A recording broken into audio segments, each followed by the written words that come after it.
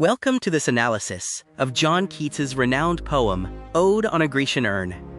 This detailed analysis is brought to you by Dr. Jaswantkumar V. Rathod, Assistant Professor in the Department of English at Government Arts College in Gandhinagar, Gujarat, India. Keats stated, "The excellence of every art is its intensity, capable of making all disagreeables evaporate from their being in close relationship with beauty and truth."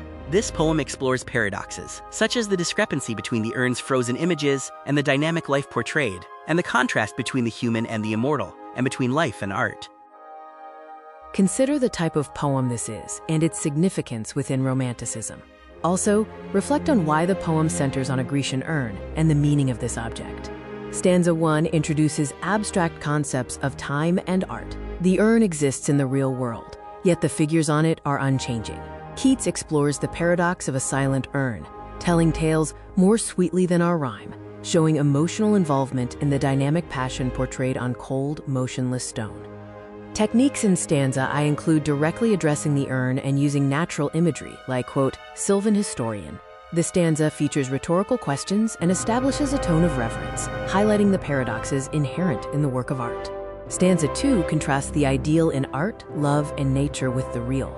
Consider Keats's preference at this stage. We must also look at the paradox of unheard pipes and the poet's perception of the unchanging scene of lovers.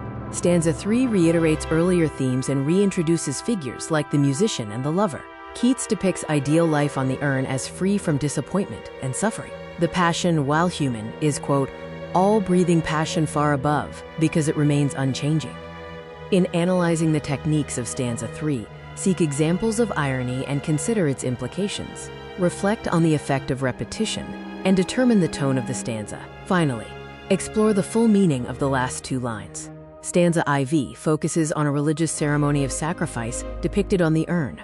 Art's power here is to stir imagination beyond what is literally shown. The poet imagines the village of the people, beginning to withdraw from emotional identification with the life on the urn. Examine the paradoxes and their purpose in stanza 1V. Consider the imagery of lifelessness and death in the final section, and explore the depiction of pain and joy, finding specific examples. In stanza 5, the poet returns to the role of an observer, stepping back from emotional participation in the images presented on the urn.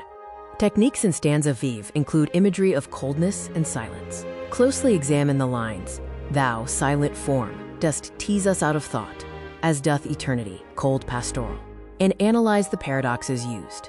Controversy surrounds the last two lines, mainly concerning punctuation.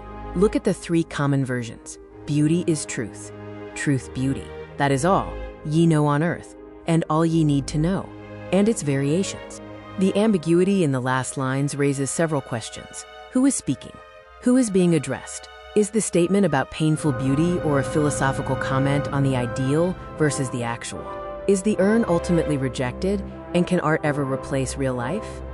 The last line suggests that for romantics, the notion of beauty as an intense feeling is the basis of all interpretation.